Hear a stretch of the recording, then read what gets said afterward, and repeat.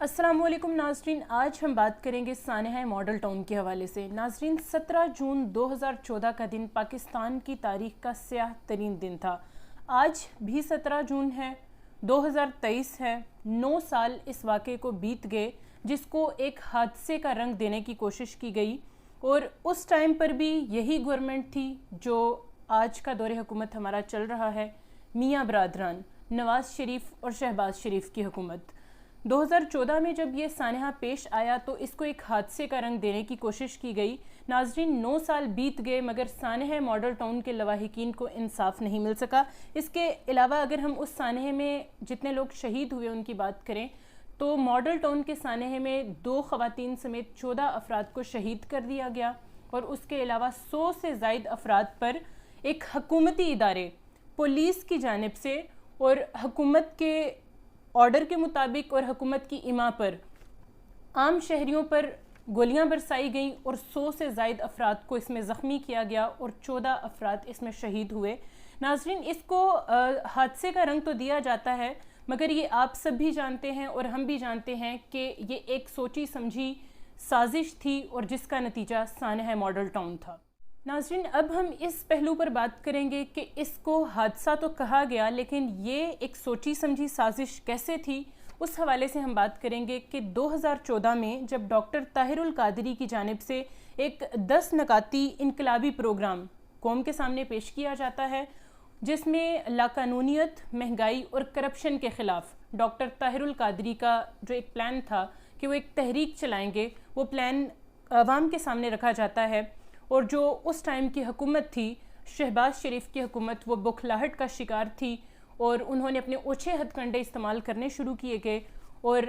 Doctor Tahirul Qadri की इस तहरीक को नाकाम बनाने की कोशिश की, और जिसका नतीजा सानेहा मॉडल टाउन था जो 17 जून 2014 को पेश आया और आम शहरियों पर जुल्म बर्बरियत की एक तारीख़ रकम की गई, और ये पाकिस्तान की तारीख़ का एक स्याह तरीन दिन बन गया। नाज़रीन, यही नहीं, इसके अलावा पुलिस की मुद्दत में झूठी FIR'ें दर्ज की गईं और जो लवाहिकीन थे उनकी पकड़ धकड़ शुरू की गई, उन पर जुल्म बर्बरियत की एक मिसाल रकम की गई और उल्टा लवाहिकीन जो थे उन्हीं को तशद्दुद का निशाना बनाया गया। उसके अलावा अगर हम बात करें सानेहा मॉडल टाउन के मुकदमे के हवाले से तो ये उतना ही हसास है क्योंकि इस मुकदमे में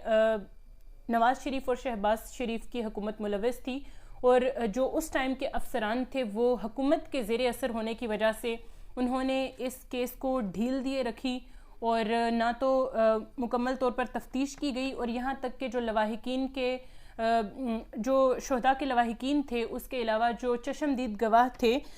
उनकी तरफ से और शुहदा के लवाहिकीन की तरफ से किसी किस्म के कोई बयानात भी उनके रिकॉर्ड नहीं किए गए और ना ही इस केस को सीरियस लिया गया। आज 9 साल गुजरने के बावजूद भी सानेहा मॉडल टाउन के लवाहिकीन इंसाफ से महरूम हैं। अब इस सानहे से अगर हम 9 मई के वाक़े को जोड़ने की कोशिश करें तो 9 मई का जो एक वाक़या पेश आया उसके बाद आपने देखा कि किस तरह से शरपसंद अनासिर या उन लोगों की गिरफ्तारियां शुरू की गई और उनकी शनाख्त की गई, और ये कहा गया कि आर्मी के जो हेडक्वार्टर्स थे या जिना हाउस पर जिस तरह से हमला किया गया, तो उसके बाद 9 मई के वाक़े के फ़ौरन बाद अगर इतनी शफाफ तहकीकात हो सकती हैं, 9 मई के अगर शरपसंद अनासिर जो हैं उनको